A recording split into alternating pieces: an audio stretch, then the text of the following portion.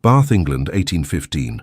The grand ballroom of Westmoreland House glittered with candlelight, illuminating the cream of Bath society as they whirled across the polished floor. Yet in a secluded alcove, partially hidden by heavy velvet curtains, Miss Ada Primrose stood frozen, her gloved hands clasped tightly together as she faced the most powerful man in the county. "I beg your pardon, Your Grace," Ada managed, certain she had misheard the tall, imposing figure before her. The Duke of Harrington, Andrew Percy, regarded her with the same detached expression he wore when discussing the weather or crop rotations.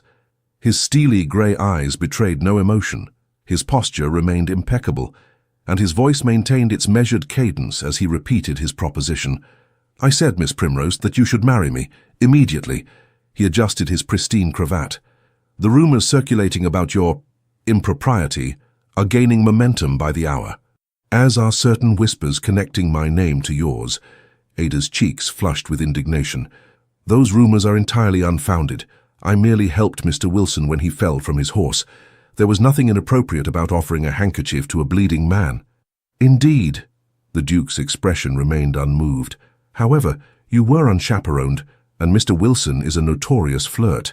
Society has drawn its conclusions." "Let them talk," Ada replied, lifting her chin defiantly. "I've never concerned myself with their opinions before." A shadow of something, perhaps admiration, flickered across the Duke's face before disappearing. "A commendable attitude, but impractical. Your father's recent passing has left you vulnerable. Without protection, these rumors will destroy any prospect of a respectable future." Ada swallowed hard. Her father, a respected scholar, had died just 3 months prior, leaving her with a modest inheritance and a small cottage on the outskirts of Bath. At 23, she was precariously balanced on the edge of spinsterhood, a fate that had never troubled her until this moment. "Why would you offer marriage, Your Grace? We are hardly acquainted." The Duke clasped his hands behind his back. "We share mutual connections through your late father. I respected his work immensely. Moreover, I find myself in need of a duchess. My estate requires an heir, and I require a wife above reproach." He stepped closer, his voice lowering. "Marry me, Miss Primrose, or face ruin. I offer protection, comfort, and position. You need not love me. Indeed, I expect nothing of the sort. This is a practical arrangement to benefit us both." Ada stared at him. This man she knew only by reputation, wealthy, powerful, intelligent, and utterly devoid of warmth. The notorious Ice Duke of Harrington, whose perfect manners and absolute propriety were matched only by his apparent inability to smile. "You speak of marriage as though discussing a business transaction," she said softly. "Is it not?" he countered, one eyebrow arched. "I find emotion clouds judgment. Better to approach such matters with clarity." Ada turned away, gazing at the dancers spinning in carefree circles. Her reputation had never mattered to her before, but suddenly the weight of society's judgment felt crushing. Without family protection, these rumors could leave her completely isolated. "I would require certain freedoms," she said finally, turning back to face him. "Clarify." "I would continue my charitable work. I would maintain correspondence with my friends, and I would—" She hesitated. "I would have access to your kitchens." This, at last, seemed to surprise him. "My kitchens?" "Yes," she replied firmly. "I enjoy cooking, not as a servant but as a pastime." For a moment the Duke appeared genuinely perplexed. "You wish to cook for pleasure?" "Indeed." He considered this oddity, then nodded curtly. "Very well. You shall have access to the kitchens provided you do not interfere with the staff's duties. Do we have an agreement?" Ada looked into his cold, handsome face and made her decision. "Yes, Your Grace. I accept your proposal." "Excellent." He offered his arm. "We shall announce our engagement immediately and marry within the fortnight. The situation calls for expediency." As he led her back into the ballroom, Ada wondered what she had just committed to. Marriage to a man who approached life with the emotional range of a marble statue. A future as the Duchess of Harrington, bound to a husband who saw their union as nothing more than a sensible business arrangement. What she could not possibly know was how completely this practical decision would transform them both. The following morning, Ada sat in her small drawing room, penning a letter to her closest friend, Charlotte Hayward. Her hand trembled slightly as she attempted to explain her sudden engagement. Dearest Charlotte, you will think me mad when you read what I'm about to write, but I implore you to reserve judgment until I have explained fully. I am to be married in a fortnight to the Duke of Harrington. Yes, that Duke of Harrington, the one they call the Ice Duke, whose propriety and coldness are legendary throughout Bath. You will wonder how this came to be, as our paths have seldom crossed in society. A sharp knock at the door interrupted her writing. Mrs. Winters, her housekeeper and sole remaining servant, appeared with wide eyes and flustered demeanour. Miss, there's a carriage, the grandest I've ever seen, with the Harrington crest on the door, and footmen in livery. 4 of them. Ada hastily folded her incomplete letter. The Duke is here already. Not the Duke, miss. A woman. Says she's Lady Eleanor Percy, the Duke's sister. Ada's heart raced as she smoothed her simple morning dress, hardly appropriate for receiving nobility. But before she could suggest any delay, a commanding female voice called from the entrance hall. Miss Primrose, I hope I'm not intruding at too early an hour. Ada entered the hall to find a striking woman in her 30s, elegantly attired in a travelling ensemble of deep burgundy. Her resemblance to the Duke was unmistakable. The same aristocratic features, the same penetrating grey eyes, though hers held warmth her brother's lacked. Lady Eleanor, what an unexpected pleasure! Ada curtsied, acutely aware of her modest surroundings. The woman assessed her openly, then smiled, a genuine kind smile that immediately set Ada more at ease. My brother informed me of your engagement last night. I confess, I was startled enough to drive from London immediately. I had to meet the woman who managed to secure a proposal from Andrew. Ada blinked, unsure whether to be flattered or insulted. Would you care for tea, Lady Eleanor? Eleanor, please. And yes, tea would be lovely. We have much to discuss. In the small parlour, over steaming cups of Darjeeling, Eleanor Percy revealed herself to be refreshingly direct. I should tell you that my brother has rejected no fewer than 12 eligible young ladies in the past 5 years. The ton had all but given up on him ever marrying. So you can imagine my shock when his note arrived announcing his engagement to a young lady I'd never heard him mention. Ada set her cup down carefully. I suspect the circumstances are rather unique. Indeed. Eleanor's shrewd gaze took in Ada's simple furnishings, her father's books lining the walls, the ink-stained fingers that betrayed her scholarly habits. Andrew mentioned your father was Professor Primrose, the historian. Yes, Ada replied, surprised. Did His Grace know my father? They corresponded extensively about medieval agricultural practices, I believe. Andrew seldom discusses his scholarly interests, but I noticed your father's volumes in his study. Eleanor paused. May I speak frankly, Miss Primrose? Please. My brother is complicated. Our father was a cold, demanding man who valued control above all else. Andrew learned early that showing emotion was a weakness to be exploited. When our mother died, he was just 11. I watched him retreat further behind walls of propriety and duty. Ada listened, fascinated by this glimpse into the Duke's past. He is not unkind, Eleanor continued. Indeed, he is scrupulously fair to his tenants and generous with his wealth, but he has never learned to express warmth. I feared he would live and die alone in that enormous house, surrounded by servants who fear him and peers who respect but do not love him. She leaned forward. Until now. Lady Eleanor, I don't know what drew him to you, Miss Primrose, but I can guess. You're different from the simpering debutantes who have pursued him. You have substance, intelligence, perhaps even the courage to challenge him. Ada thought of their conversation in the alcove, how she had negotiated terms rather than gratefully accepting his proposal. Perhaps, Eleanor smiled. Good. He needs that. She set her cup aside. Now, practical matters. The wedding will be at Harrington Hall, naturally. You'll need a trousseau befitting a duchess. I've taken the liberty of arranging appointments with the finest modistes in Bath this afternoon. That's extremely kind, but I couldn't possibly... Nonsense. Consider it my wedding gift. Andrew has given me carte blanche for your expenses. Eleanor's tone brooked no argument. We leave in an hour. I suggest you wear your walking boots. We have much to accomplish. By sunset, Ada's head spun from a whirlwind day of fittings, fabric selections, and purchases that cost more than her annual income. Eleanor proved both exacting and generous, insisting on silks and satins Ada would never have chosen for herself.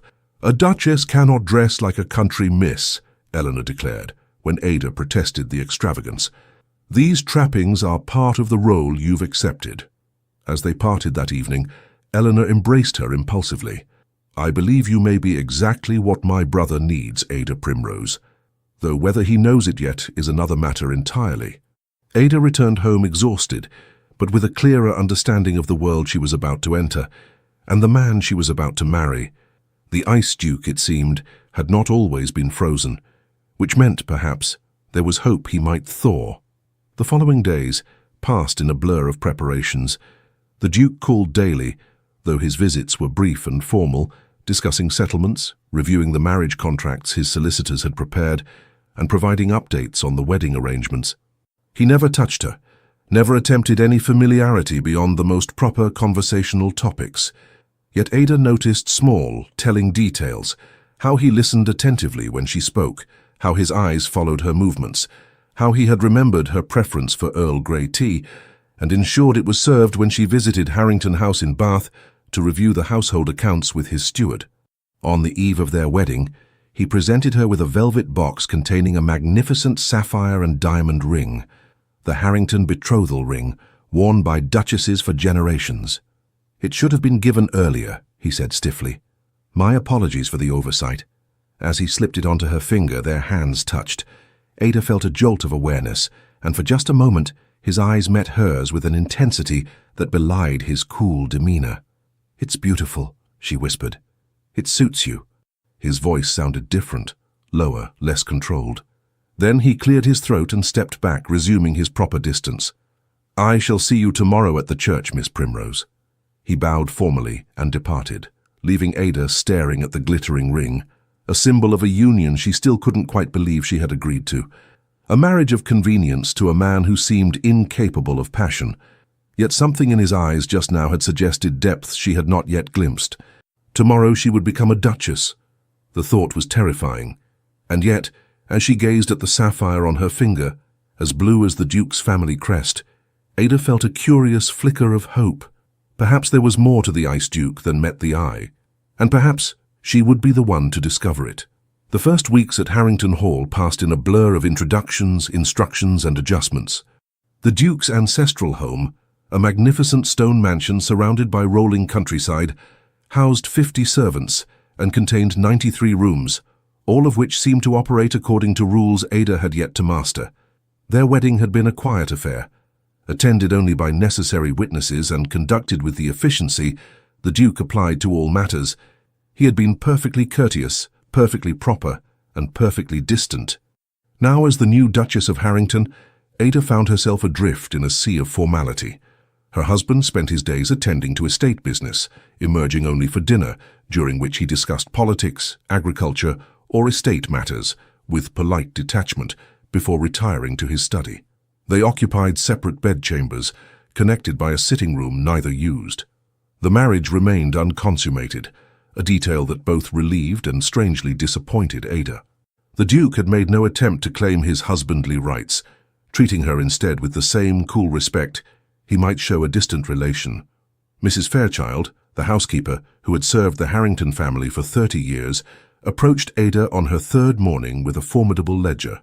"The household accounts and schedules, Your Grace," she said, her tone suggesting Ada would find them incomprehensible. His Grace's mother always reviewed them weekly. The previous Duke was most particular about order. Ada accepted the book with a smile. "Thank you, Mrs. Fairchild. I'll study them carefully." "Of course, Your Grace." The housekeeper hesitated. "If I might be so bold, there are certain traditions at Harrington Hall. His Grace values them highly. I'm eager to learn them." Mrs. Fairchild's stern expression softened slightly. "The Duchess's parlour hasn't been used in years, not since the Dowager Duchess passed. Perhaps you might wish to make it your own. It has excellent light for reading or needlework." Ada recognized the gesture for what it was, a tentative olive branch from the intimidating housekeeper. "I'd like that very much. Would you show me?"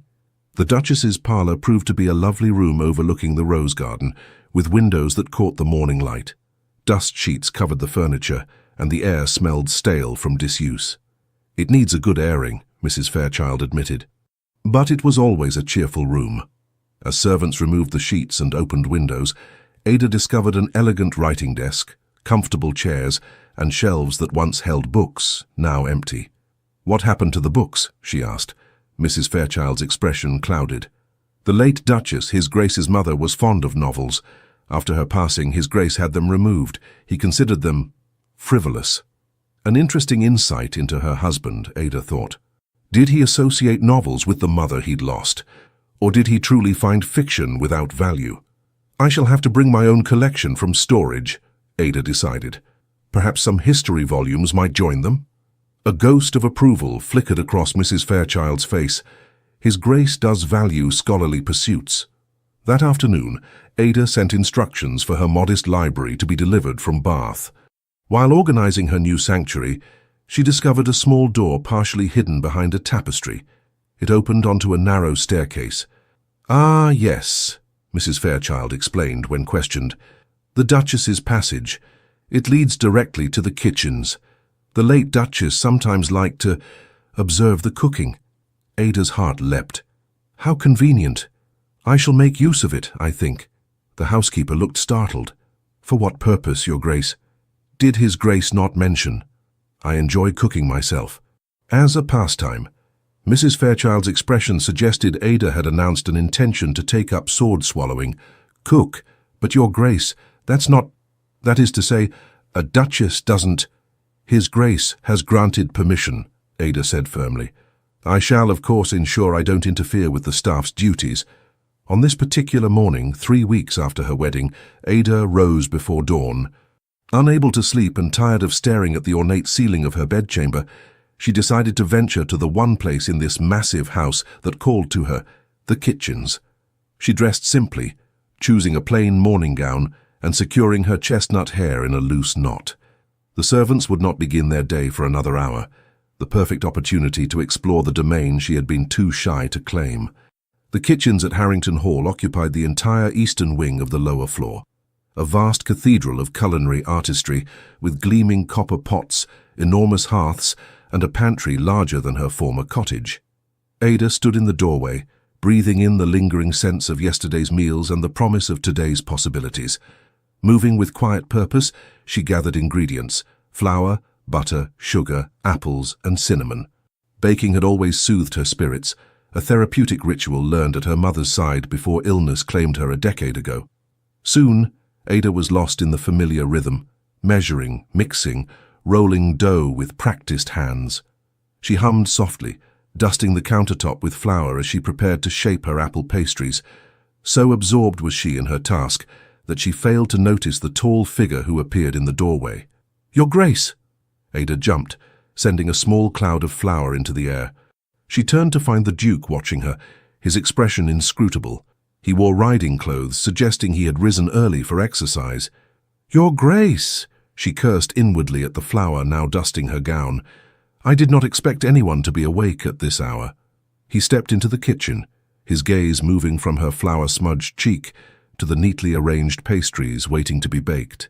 "I typically ride at dawn," he explained, moving closer to examine her work. "What exactly are you creating?" "Apple tarts with cinnamon and a touch of nutmeg," she replied, fighting the urge to wipe her hands nervously on her apron. "My mother's recipe." The Duke picked up a small piece of raw dough, studying it as if it were a curious artifact. "You truly enjoy this labor?" "It isn't labor when done for pleasure," Ada replied, gaining confidence. "Do you not find satisfaction in activities beyond duty, Your Grace?" He considered this question with surprising seriousness. "I ride for pleasure. I read scientific journals. I find both mentally stimulating." "But nothing that engages the senses?" Ada asked, then immediately regretted her boldness. To her astonishment, the corner of his mouth twitched, almost a smile. "I appreciate fine brandy," he offered, "though I suspect that's not what you meant." Ada returned to her work, sliding the tray of pastries into the oven. "Would you care to stay and taste them when they're ready? It won't be long." She expected refusal, but after a moment's hesitation, he nodded. "I have time before my steward arrives." They sat in awkward silence at the kitchen's sturdy wooden table as the sweet aroma of baking pastry filled the air. When Ada finally retrieved the golden brown tarts and placed one before him on a simple plate, The Duke regarded it with the serious attention he might give a complex legal document. He took a careful bite, then another. His eyes widened slightly. "This is," he began, then paused, seeming to search for the appropriate word. "Exceptional." Ada beamed with genuine pleasure. "Thank you, Your Grace." "Andrew," he said suddenly. "When we are alone, you might call me Andrew." It was the first personal concession he had offered since their marriage, and Ada recognized its significance. "Then you must call me Ada." He nodded, finishing the tart with more enthusiasm than she had seen him display for anything. "What else do you make, Ada?" "Everything," she admitted. "Breads, cakes, puddings, biscuits. My mother taught me from childhood, and I've collected recipes ever since."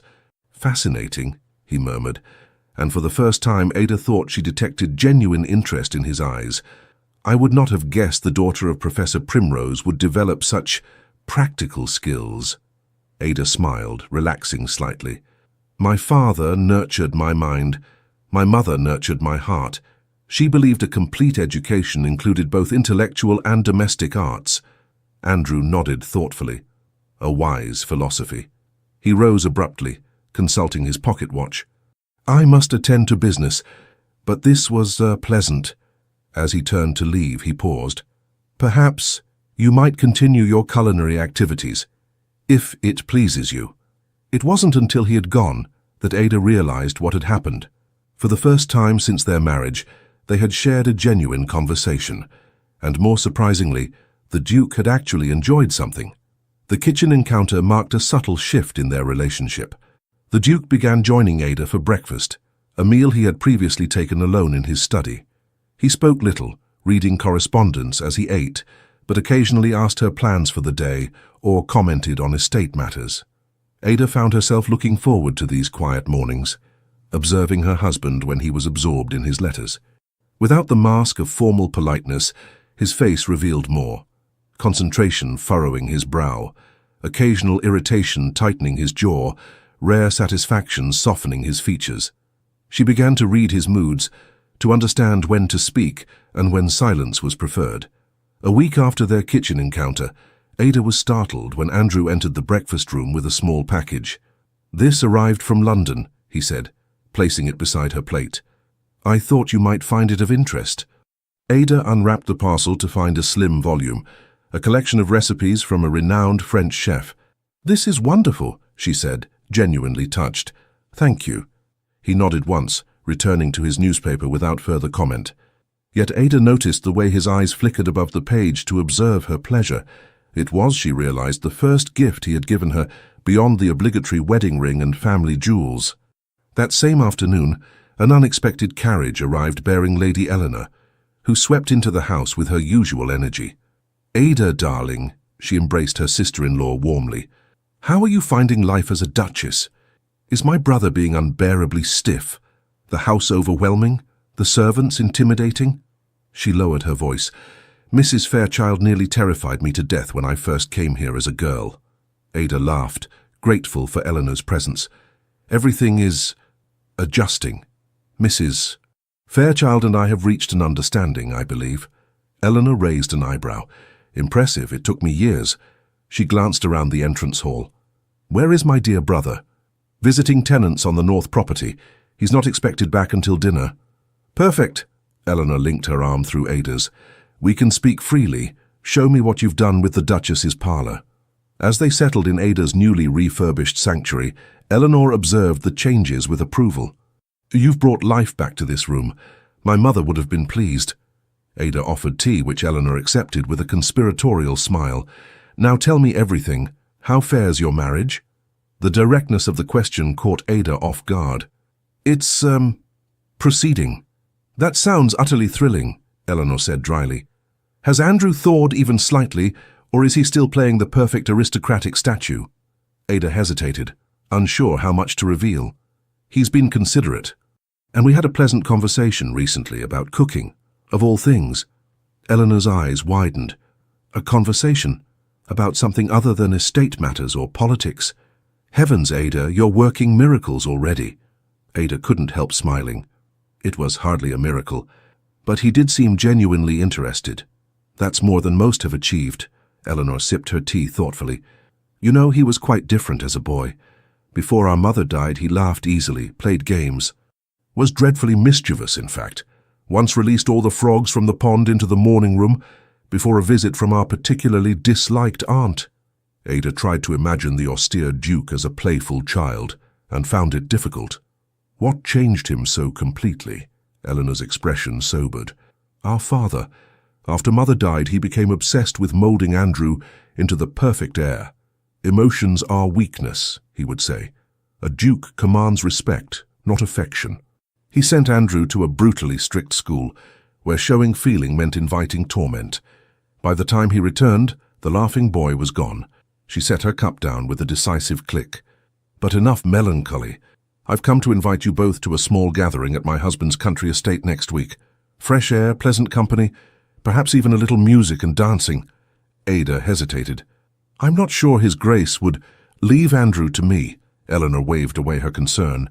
He cannot refuse his only sister, especially when the invitation includes several influential political allies he's been cultivating. When Andrew returned that evening, he found his wife and sister deep in conversation in the drawing room, heads bent over a book of fashion plates.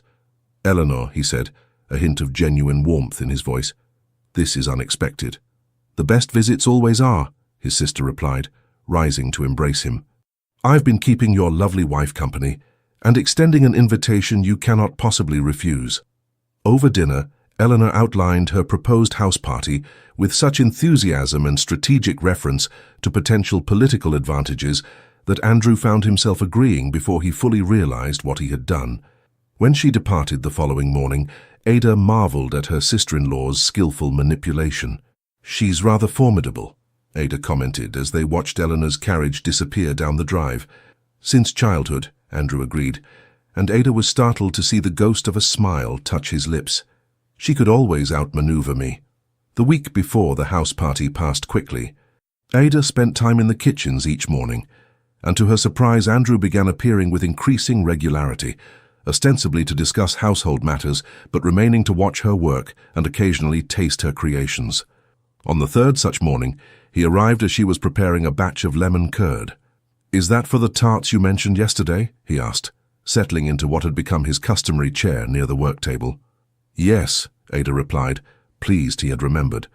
My mother's special recipe. The secret is a touch of honey to balance the tartness. Andrew watched as she stirred the mixture over gentle heat. My grandmother made preserves, he said suddenly. Blackberry usually. She'd stain her fingers purple every August. Ada looked up, surprised by this personal recollection. Did she teach you to make them? No, he replied, his expression distant. It wasn't considered appropriate for a future duke to engage in such activities. But I was allowed to watch sometimes. He seemed to catch himself sharing this memory and straightened. The estate accounts for the East properties require review. I should attend to them. He departed abruptly, leaving Ada wondering at the brief glimpse into his childhood and why he had cut the conversation short so suddenly. It was as if he had surprised himself with the personal disclosure and retreated behind his wall of formality. The next morning, she decided to try blackberry preserves. When Andrew appeared and saw the dark berries simmering on the stove, something flickered in his eyes. Recognition, perhaps even pleasure. Those smell exactly as I remember, he said quietly, accepting a spoonful to taste. Is the flavor correct? Ada asked. He nodded slowly. Precisely as my grandmother's. For a moment his guard seemed completely lowered, and Ada glimpsed the man beneath the duke, a man with memories, preferences, perhaps even longings. Would you like me to make these regularly? She offered. For your breakfast? He looked at her with an expression she couldn't quite interpret. Surprise mingled with something deeper. I would. Thank you. It was a small victory, but significant. Ada had found something that pleased him, something that perhaps connected him to happier times, and in his thanks there had been genuine warmth. The journey to Eleanor's estate took place on a glorious autumn day. Seated beside her husband in the grand ducal carriage, Ada watched the countryside slide past in a tapestry of gold, crimson, and bronze. They spoke little, but the silence felt less strained than in previous weeks.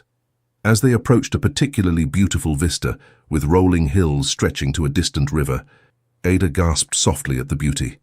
"The view pleases you?" Andrew asked, observing her reaction. "It's magnificent," she replied honestly. "I've always loved autumn landscapes. The colors, the quality of light. My father used to say nature puts on her finest dress before winter's sleep." Andrew nodded.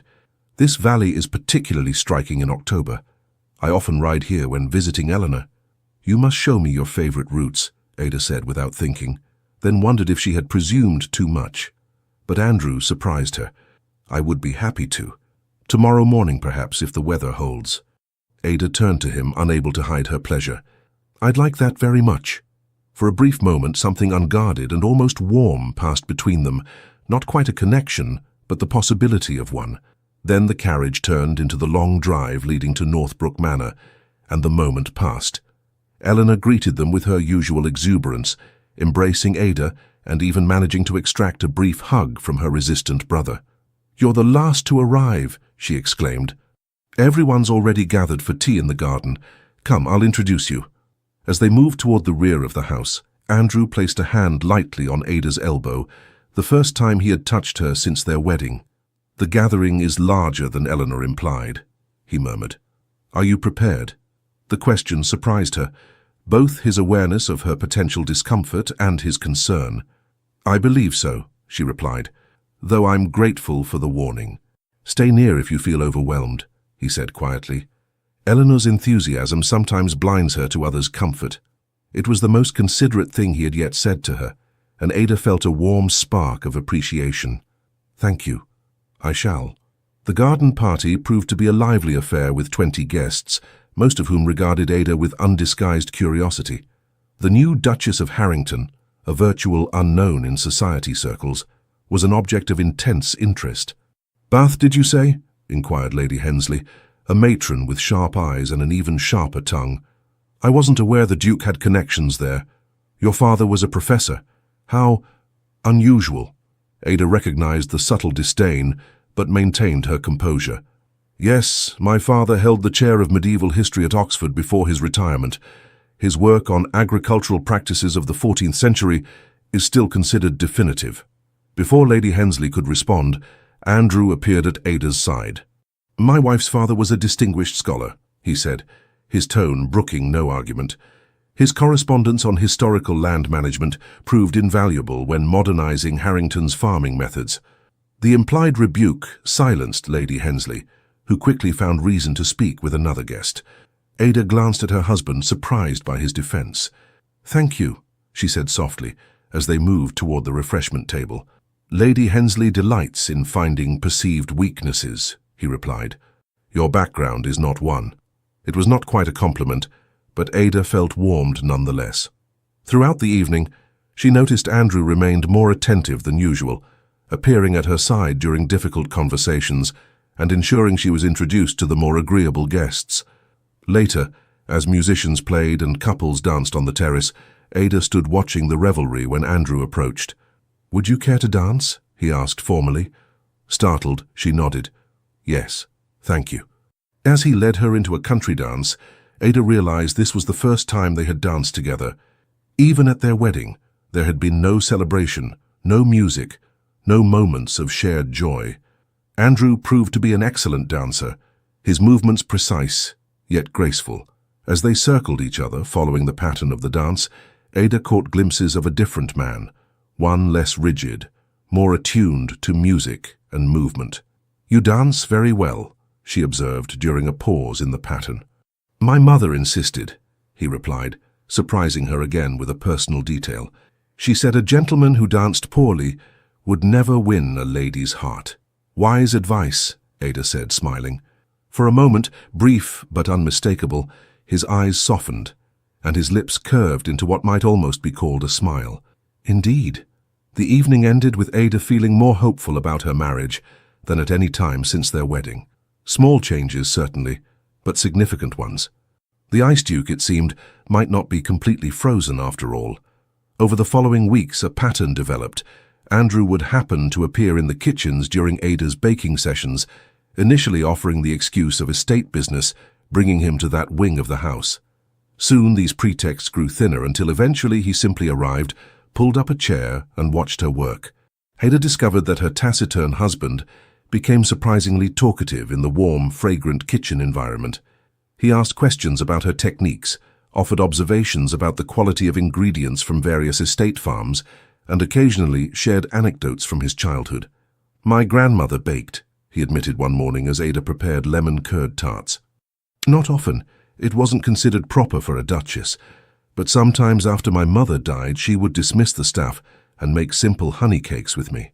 Ada looked up from her work, touched by this rare personal disclosure. "You must have been very close." "She raised me," Andrew replied, his voice softening. "My father was occupied with estate matters and his position in Parliament." Ada sensed there was more to this story, but didn't press. Instead, she offered him a spoonful of lemon curd to taste. "Too tart?" she asked as he sampled it. The ghost of a smile touched his lips. "Perfect." Later that week, Ada found a package in her chambers, a collection of handwritten recipes from France, Italy, and Spain, bound in leather with a simple note, "For your collection, A." It was the first gift he had given her beyond her wedding ring, and Ada was oddly moved by its thoughtfulness. As autumn deepened into winter, other changes manifested. Their dinner conversations expanded beyond estate matters to literature, philosophy, and politics, where Ada discovered, to her delight, that the Duke respected her opinions even when they differed from his own. Gradually, he began inviting her to ride with him in the mornings, showing her the extent of his lands with obvious pride. The transformation in Andrew himself was subtle, but unmistakable. The servants whispered about it, how the Duke now occasionally smiled, how his voice had lost some of its crisp formality, how he had been overheard humming in his study. One particularly cold December morning, Ada entered the breakfast room to find Andrew already seated, a letter open before him. "Good morning," she greeted him, accepting a cup of tea from the footman. Andrew looked up, his expression troubled. "My cousin William has taken ill. Influenza, possibly pneumonia." Ada immediately recalled meeting the jovial William at Eleanor's house party. "I'm very sorry to hear it. Is it serious?" "His physician is concerned." Andrew folded the letter carefully. "He has no immediate family. I should visit him." "Of course," Ada agreed. "When will you leave?" "This afternoon, if the weather permits. I shall return as soon as his condition stabilizes." He hesitated. "Unless, would you care to accompany me? He's at his hunting lodge near Cirencester. The journey is not arduous." The invitation surprised Ada. Until now, Andrew had kept their lives largely separate, never suggesting she accompany him on business or personal matters. "I would be happy to come," she said carefully, "if you think my presence would be helpful." "William always enjoyed feminine company," Andrew said, "and the journey would be less tedious with conversation." Not the most romantic of invitations, Ada thought wryly, but progress nonetheless. "Then I shall accompany you. I'll instruct Matthews to pack immediately." The journey to Cirencester took them through increasingly wintry landscape, the first snow of the season dusting the hills like powdered sugar. In the enclosed carriage, warmed by hot bricks and thick blankets, Ada found herself sitting closer to Andrew than ever before. "Have you known your cousin long?" she asked, breaking a comfortable silence. "Since childhood. William, Eleanor, and I spent summers together at our grandmother's estate in Somerset." A faint smile touched his lips. "William was always in trouble, climbing trees too high, swimming in forbidden ponds, liberating pies from the kitchen before they were ready." "He sounds delightful," Ada said, enjoying this glimpse into a happier time in her husband's life. "He was. Is," Andrew corrected himself. "Though our paths diverged in adulthood, we've maintained contact. He's one of the few people who—" He trailed off, looking uncomfortable. "Who what?" Ada prompted gently. Andrew sighed. "Who knew me before I became as I am now." The admission hung in the air between them, an acknowledgement, however oblique, that he recognized the change in himself over the years, that the cold, formal Duke was not who he had always been. "People change," Ada offered. "Circumstances shape us." "Indeed." He gazed out at the snow-dusted landscape. "Though sometimes I wonder if the boy I was would recognize the man I've become." It was the most revealing thing he had ever said to her, and Ada felt a surge of empathy. She reached out impulsively and placed her hand over his, where it rested on the seat between them. Perhaps he would be proud of your accomplishments, if not your happiness. Andrew looked down at their hands, then slowly turned his palm upward, intertwining their fingers, the first intimate touch he had initiated since their marriage. Perhaps, he said quietly, the latter might still be possible. They remained that way, hands joined, for the remainder of the journey. William's hunting lodge proved to be a comfortable stone house nestled among snow-laden pines. They were greeted by a worried housekeeper who led them immediately to the sick room. William Percy lay propped against pillows, his normally ruddy face pale and drawn, but his eyes brightened at the sight of his visitors. Andrew, and the lovely new Duchess. What a wonderful surprise! His voice was hoarse, but his spirit seemed intact. You look terrible, Andrew said bluntly, but Ada noticed the concern in his eyes as he approached the bedside. William laughed weakly. Always the flatterer, cousin. He turned his attention to Ada. Has he been treating you well, Your Grace? If not, I'm available as soon as this inconvenient illness passes. Behave yourself, Andrew admonished, but without heat.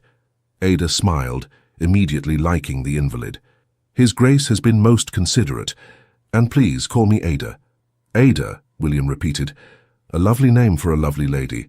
Far too good for my dour cousin. Agreed, Andrew said unexpectedly, drawing surprised glances from both Ada and William. Now what does your physician say? They stayed for 4 days while William's condition improved. Ada discovered a new side to her husband as he sat with his cousin, playing chess, reading aloud from the newspaper, and occasionally sharing reminiscences that revealed a childhood far warmer than she had imagined. On their third evening, after William had fallen asleep, Ada and Andrew sat before the fire in the lodge's cozy sitting room. Snow fell heavily outside, creating a sense of intimate isolation.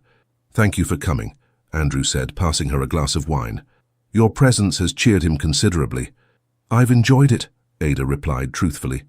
He's wonderful company, even ill, and I've learned much about you from his stories. Andrew grimaced.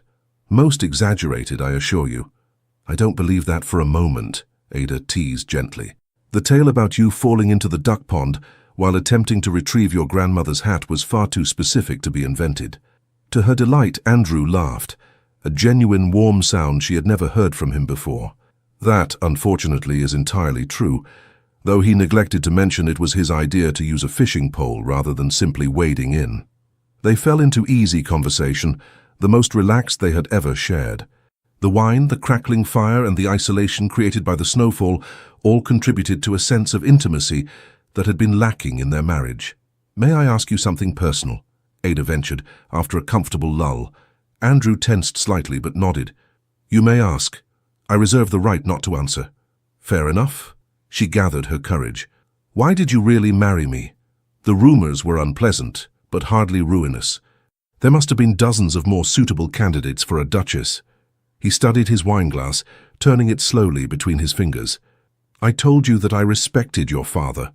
Yes, but that hardly seems sufficient reason to propose marriage. Andrew was silent for so long that Ada thought he might refuse to answer. Finally he spoke. I had observed you, before our meeting at Westmoreland House, at various gatherings, though we were never properly introduced. You were different. Different? Ada prompted. You spoke your mind. You discussed ideas rather than gossip. You showed kindness to those society overlooked. He set his glass down carefully. And you smiled, genuinely smiled, not the practiced simper of debutantes seeking advantage. Ada felt her cheeks warm. You noticed all that? I notice everything, he said simply. When the rumors began, I saw an opportunity, not just to secure a suitable duchess, but to... He hesitated. To perhaps find a companion who would not find me entirely intolerable. The admission was so honest, so unexpectedly vulnerable, that Ada felt a surge of tenderness. And have I? Found you intolerable, that is. His eyes met hers, unusually open. You would know that better than I. I find you many things, Andrew, she said softly.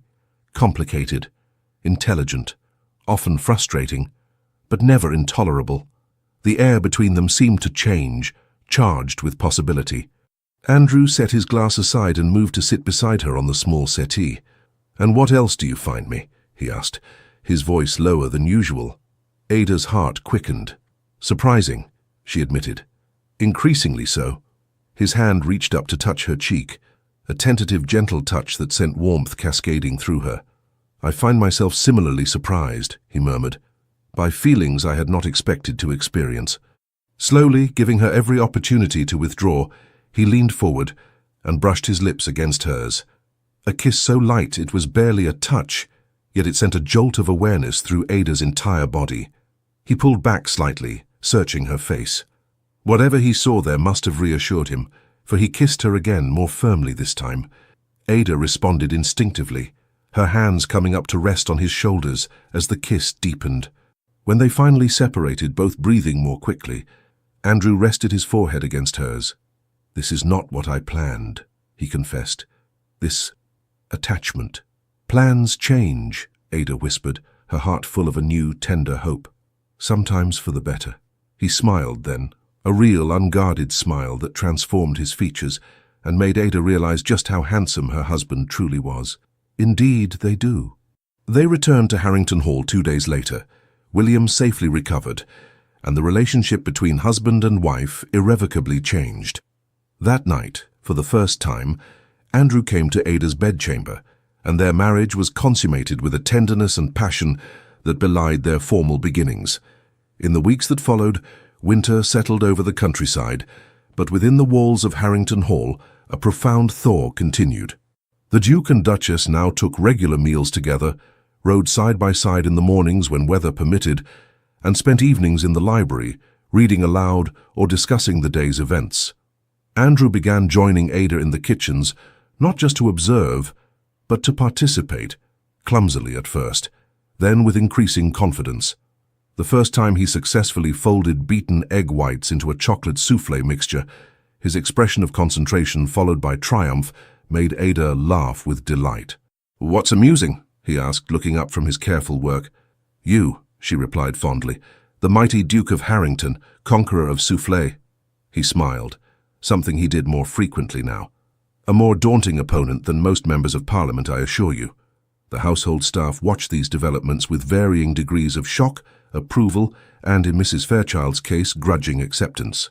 The Duke had always been fair but distant. Now he occasionally complimented a well-prepared meal or inquired after a footman's ailing mother. Small changes, but significant ones. One evening in December, as snow fell silently outside the drawing-room windows, Ada played the pianoforte while Andrew sat nearby, ostensibly reading correspondence but actually watching her fingers dance across the keys. When she finished the sonata, he set his papers aside. "You play beautifully," he said. "Thank you." Ada smoothed her skirts, suddenly self-conscious under his intent gaze. "My father insisted on proper musical education, though I fear I was never as dedicated a student as he hoped." Andrew moved to sit beside her on the bench, taking her hand in his. "Would you teach me?" he asked, surprising her. "I never learned." "Of course." She positioned his hands on the keys, guiding his fingers to play a simple scale. As they sat together at the instrument, shoulders touching, hands occasionally overlapping, Ada marveled at the transformation in their relationship. The cold, distant man who had proposed marriage as a business transaction now sought her company, shared her interests, and looked at her with undisguised affection. That night, as they lay entwined in the darkness of their now shared bedchamber, Andrew traced gentle patterns on Ada's bare shoulder. "I have been thinking," he said quietly, "about us, about the nature of our arrangement." Ada tensed slightly, uncertain where this was leading. "Yes?" He shifted to look directly into her eyes, his expression unusually vulnerable. "When I proposed our marriage, I spoke of convenience, practicality.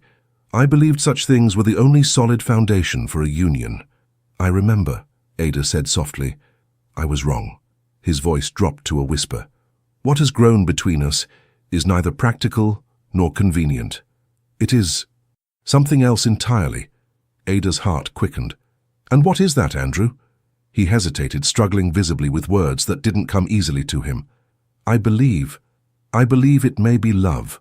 The admission, so simple yet so profound, brought tears to Ada's eyes. "I believe you may be right," she whispered back, reaching up to touch his face. He caught her hand, pressing a kiss to her palm. "I never expected this," he confessed. "To feel so much. For so long I thought it safer not to feel at all. And now," Ada prompted gently, "now I find that feeling, even when it renders one vulnerable, has its compensations." He pulled her closer. "You have changed me, Ada. Awakened parts of myself I thought long dead." She smiled through her tears. Perhaps they were merely dormant, waiting for spring. "Perhaps," he agreed, kissing her tenderly, though it took a rather exceptional gardener to coax them back to life. Their kiss deepened, conversation giving way to more intimate expressions of the love neither had expected to find in their practical arrangement. The following morning, Ada woke to find Andrew propped on one elbow, watching her with undisguised tenderness. "Good morning," she murmured, still drowsy. "Indeed it is." He brushed a strand of hair from her face. "I have been thinking. A dangerous pastime so early," she teased. He smiled. "Perhaps, but I've made a decision nonetheless." He took her hand in his. "I wish to host a Christmas gathering here at Harrington Hall, Eleanor and her husband William, perhaps a few others, a proper celebration." Ada sat up, surprised. "You hate entertaining." "I did," he admitted. "But I find I want to share my happiness. Our happiness. The house has been silent for too long." Touched beyond words, Ada threw her arms around him. "I think it's a wonderful idea." "There's more," he said, once she had settled back against the pillows. "I want to renew our vows. Not legally, we are of course already married, but differently. With words I should have said the first time." Ada's eyes filled with tears again. "Andrew, I offered you a transaction," he said seriously. "You deserve a declaration."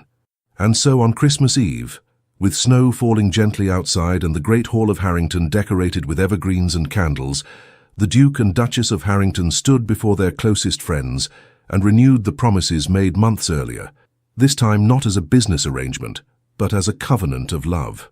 "Ada," Andrew said, his voice carrying clearly through the hushed room, "when I asked for your hand, I spoke of practical matters, protection, position, respectability. I offered you a transaction when I should have offered my heart." He took both her hands in his eyes never leaving hers. "Today, I make new vows. I promise not merely to provide for you, but to cherish you.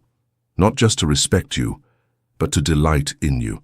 To share not only my name and home, but my thoughts, my hopes, my dreams." His voice softened. "I promise to be not just a husband-in-law, but a partner in life. To love you with all that I am, and all that I have yet to become." Tears spilled freely down Ada's cheeks as she responded. "Andrew, when I accepted your proposal, I thought I was agreeing to a life of dutiful companionship. Instead, I discovered a man of depth and feeling behind the formal facade. A man capable of great tenderness and unexpected joy." She squeezed his hands. "I promise to continue discovering you, every day of our lives together. To remind you of the boy you were and celebrate the man you are. To fill our home with warmth and laughter and, yes, the occasional soufflé." This drew chuckles from their guests. "Most of all, I promise to love you, not despite your complexities, but because of them." As Andrew bent to kiss her, sealing their renewed vows, Eleanor dabbed at her eyes and whispered to William, "I never thought I'd see it. My brother, utterly besotted." William grinned. And all it took was a woman brave enough to make him taste life again, one pastry at a time. Later that night, after their guests had retired and the house grew quiet, Andrew and Ada stood together by the library fire, his arms wrapped around her from behind as they gazed at the flames. "Happy?" he murmured against her hair. "Completely," she sighed, leaning into his embrace. "Though I confess, I have one more Christmas gift for you." "Oh?" He turned her gently to face him. "You've already given me more than I deserve." Ada took his hand and placed it on her stomach, watching his face as understanding dawned. "Are you certain?" he whispered, eyes wide with wonder. She nodded, smiling through fresh tears. "The physician confirmed it yesterday. By next summer, Harrington Hall will have a new occupant." Andrew gathered her carefully into his arms, burying his face in her neck. When he finally pulled back, his own eyes were suspiciously bright. "I never imagined such happiness," he confessed. "When I proposed our arrangement, I thought it best we might achieve comfortable coexistence.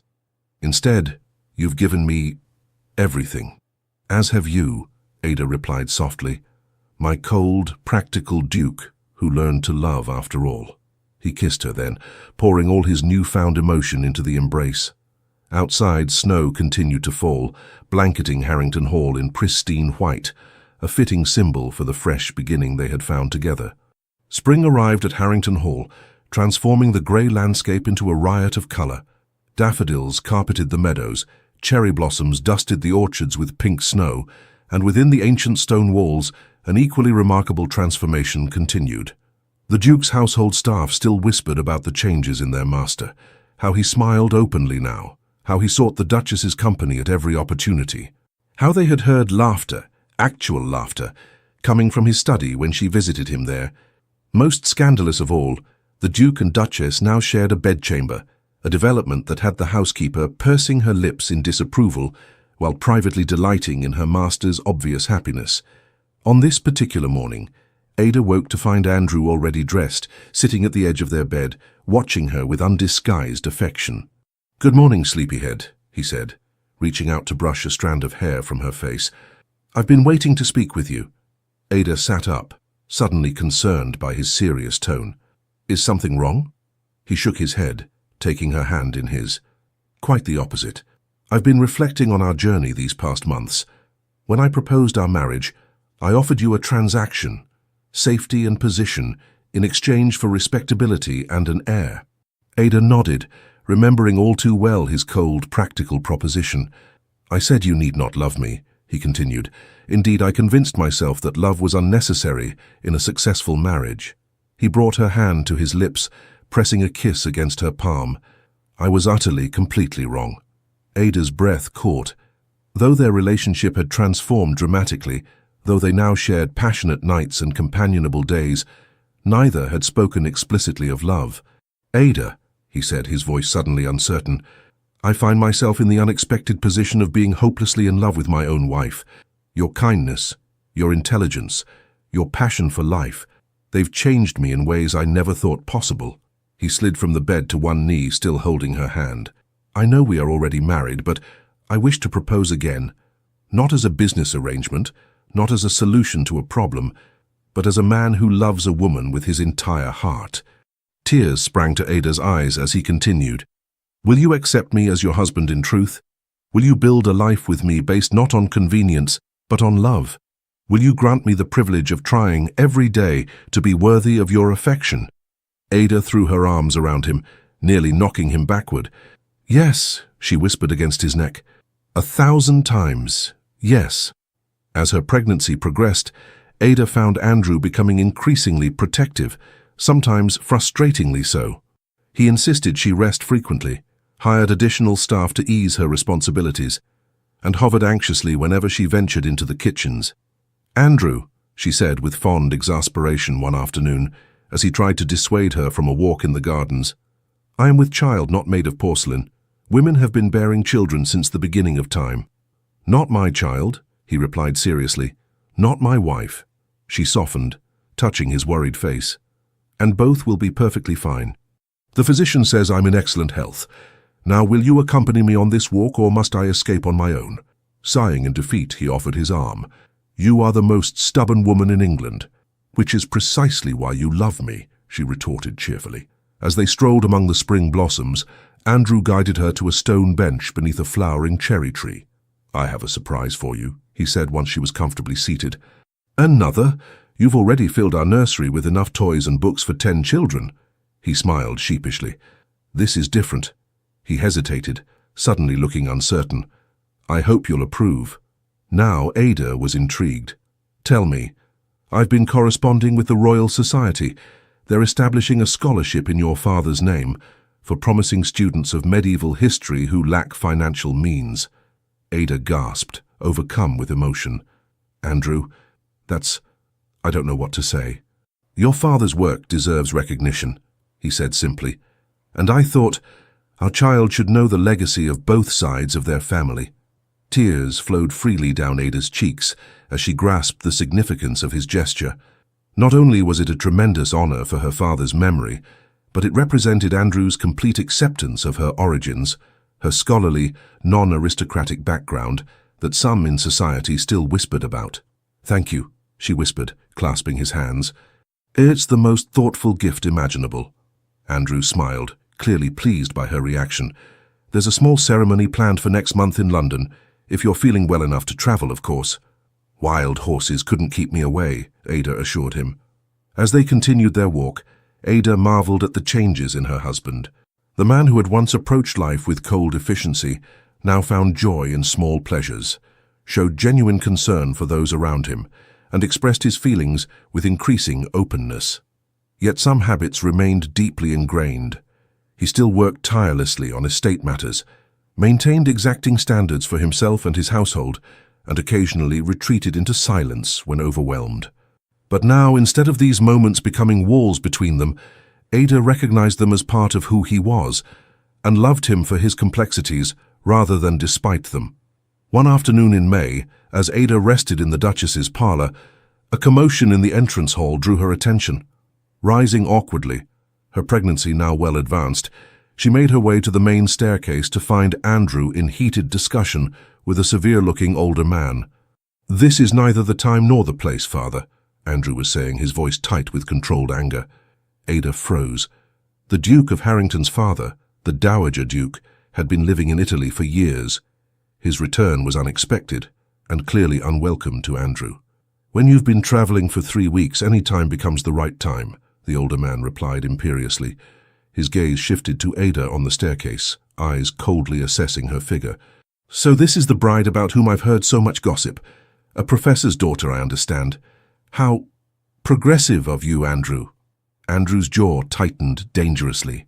"Father, may I present my wife, Ada, Duchess of Harrington. Ada, my father, Edward Percy, the previous Duke of Harrington." Ada descended the last few stairs and curtsied as gracefully as her condition allowed. "Your Grace, welcome to Harrington Hall." The former Duke barely inclined his head. "I see the rumors of your condition are accurate. At least you've managed that duty promptly." Before Andrew could respond to this offensive remark, Ada spoke calmly. "Indeed, Your Grace. We are most fortunate. I understand congratulations are customary when a family anticipates a new member." Edward Percy's eyebrows rose at her direct response. "Forthright, isn't she?" he remarked to Andrew. "Well, I suppose that's preferable to simpering vacuity." Andrew moved to Ada's side, placing a protective hand at the small of her back. "My wife is many things, Father, all of them admirable." His voice was cold but controlled. "Now, if you'll excuse us, Ada needs rest. Matthews will show you to your chambers. We can speak later." Once they were alone in Ada's parlor, Andrew began pacing, tension radiating from him. "I apologize for my father's behavior. He has always been difficult."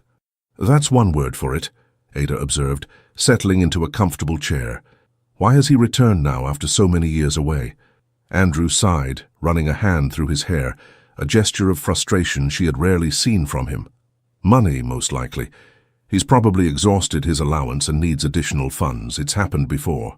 He knelt beside her chair, taking her hands in his. "I won't allow him to upset you or insult you. If necessary, I'll arrange for him to stay elsewhere." Ada squeezed his hands reassuringly. "I'm not so easily upset, Andrew, and he is your father, however unpleasant. He abandoned Eleanor and me after our mother died," Andrew said quietly. "Left us with our grandmother while he traveled Europe, drowning his sorrows in wine and gambling. He returned occasionally to criticize, instruct, and withdraw more funds, then disappear again." Understanding dawned on Ada. And each time he returned, he reinforced the lesson that emotion was weakness. Andrew nodded, his expression distant. Caring for someone meant giving them power to hurt you. He demonstrated that principle repeatedly. Ada touched his face gently, bringing his focus back to her. "Yet here you are, caring deeply, despite all his lessons." A smile slowly replaced his frown. "Perhaps I found a better teacher." The Dowager Duke's stay proved mercifully brief. After 3 tense days during which he criticized everything from the estate management to the table settings, Andrew confronted him privately in his study.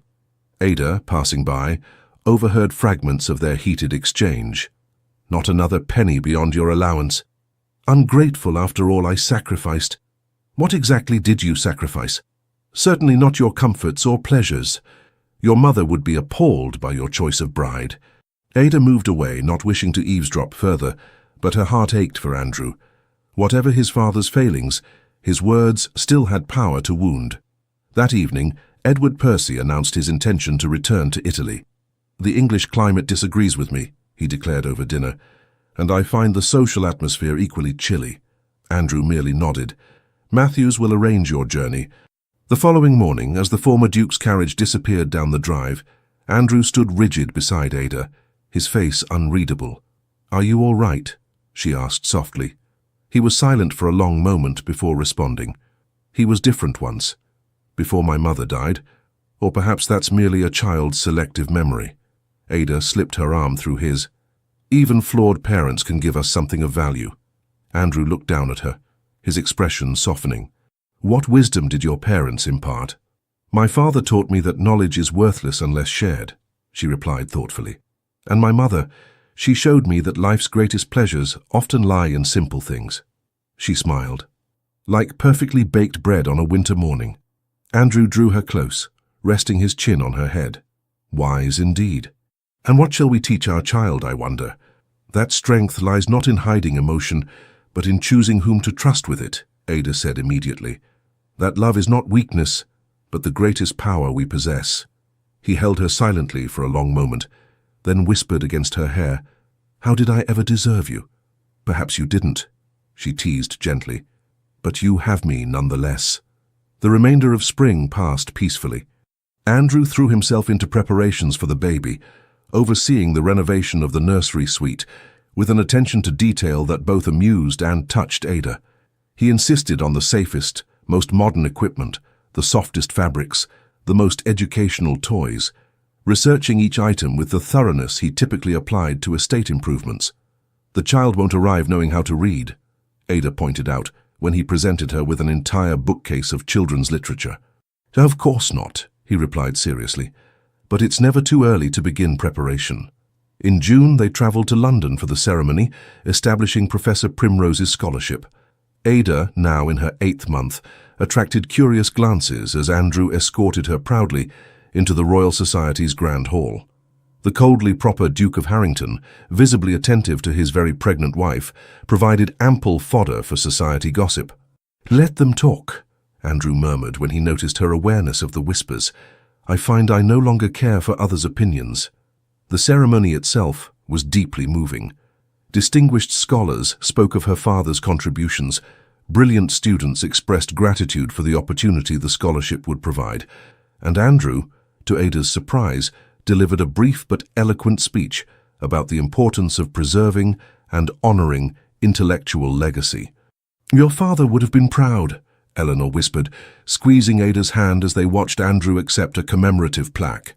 "Of the scholarship, or of his son-in-law?" Ada asked, smiling through tears.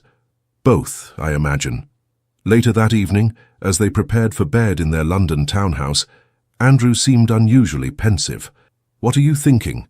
Ada asked, brushing her hair at the dressing table. He came to stand behind her, meeting her eyes in the mirror. "About legacies. What we leave behind. Your father left knowledge, wisdom, a contribution to human understanding." "And what of your legacy?" she prompted gently. "Until recently, I would have said Harrington itself, the land, the title, the fortune preserved and hopefully increased." He placed his hands on her shoulders. "Now I find those things matter less than I once thought." "What matters more?" His hands moved to rest on her rounded stomach, where their child grew. "This, us, the family we're creating, the love we've found." He smiled ruefully. "Had you told me a year ago that I would speak such words without irony, I would have thought you mad." Ada covered his hands with her own. "And yet, here you are, expressing sentiments that would scandalize the ton." "Here I am," he agreed softly, "transformed by a woman who sees baking as an art form and refuses to be intimidated by dukes." She turned to face him, her expression suddenly serious. "Andrew, I need to tell you something." Alarm flashed across his face. "Is it the baby? Are you unwell?" "No, nothing like that," she assured him quickly. "It's just, I've been thinking about names." His relief was palpable. As have I. Family names, of course, are traditional. Andrew for a boy? Perhaps Eleanor for a girl? Ada shook her head. I had something else in mind. She took his hands. If it's a boy, I'd like to name him William, after your cousin who's been such a support to us both. Andrew looked surprised but nodded slowly. William is an excellent name, and if it's a girl, Charlotte, after my dearest friend. She hesitated. With Eleanor as a middle name, of course. William or Charlotte? Andrew tested the names, smiling. Perfect. As they settled into bed, Andrew's arms cradling her protectively, Ada reflected on their extraordinary journey from arranged marriage to genuine partnership. The cold, distant Duke had transformed into an attentive husband, eagerly anticipating fatherhood. And she, who had once valued independence above all else, had discovered the freedom that comes with being truly loved. I never thought I could be this happy, she murmured sleepily. Andrew kissed her temple. Nor I. It seems we've both discovered unexpected joys in our practical arrangement. The most impractical practical arrangement in history, Ada yawned. His soft laughter followed her into dreams. William Andrew Percy entered the world on a stormy July night after a labor that left both parents exhausted but jubilant. Andrew, who had refused to follow tradition by waiting elsewhere during the birth, held his son with trembling hands, awe and terror mingling on his face. He's so small, he whispered, carefully returning the infant to Ada's arms. But perfect, she replied, studying the tiny features that somehow combined both of them. Andrew's dark hair, her determined chin. Like his mother, Andrew agreed, his voice thick with emotion. The following weeks brought new challenges as they adjusted to parenthood. Andrew, to everyone's surprise, proved to be an engaged father, insisting on participating in his son's care despite the nursemaid's scandalized protests. Your Grace, it simply isn't done, the woman objected when she found him changing the baby's linen one morning. Then we shall establish new precedents at Harrington Hall, he replied firmly. My son will know his father's hands as well as his voice. Ada, watching from the doorway, felt her heart might burst with love for this man who continued to defy her every expectation. As summer waned into autumn, visitors came to meet the Harrington heir. Eleanor and her husband William, delighted with his namesake, Charlotte and her new fiancé, even a few select friends from society. All remarked on the changes in the Duke, how he smiled easily now, how pride in his wife and son radiated from him, how the formidable Ice Duke had melted into a contented family man. By Christmas, William was thriving, already showing signs of his father's intelligence and his mother's determination. The holiday celebration at Harrington Hall, now an annual tradition, filled the once silent halls with music, laughter, and the scent of Ada's special pastries. Late on Christmas Eve, after guests had retired and servants had completed their duties, Andrew and Ada sat alone before the library fire, their sleeping son cradled between them. I have something for you, Andrew said, producing a small package from his pocket. A Christmas gift. Ada unwrapped it carefully to find a delicate gold locket. Inside was a miniature portrait of William on one side and Andrew on the other. It's beautiful, she whispered, tears threatening. There's more, he said, reaching for a larger package beside his chair, though this required some unusual arrangements. Intrigued, Ada handed William to his father and opened the second gift, a beautifully bound book. The title page read, The Primrose Collection, Favorite Recipes of the Duchess of Harrington. Andrew, she gasped, leafing through pages of her own recipes, beautifully illustrated and printed in a limited edition. How did you— I may have had your recipe journal temporarily borrowed, he admitted, looking pleased with himself. Eleanor helped. Do you like it? It's wonderful. Ada was genuinely moved by the thoughtfulness of the gift, acknowledgement of the passion that had first brought them closer. Though I'm not sure a duchess publishing a cookbook is quite proper. Andrew laughed. Propriety be damned. It's a private printing for family and friends. Besides, he added with a mischievous glint in his eye, when has my wife ever concerned herself with being proper?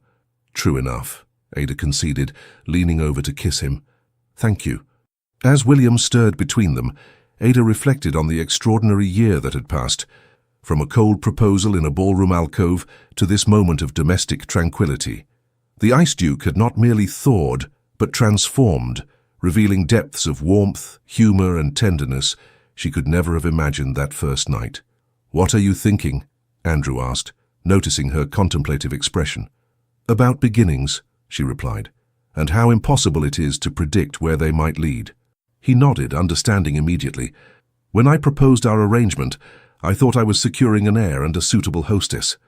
Instead, I found—" He paused, searching for adequate words.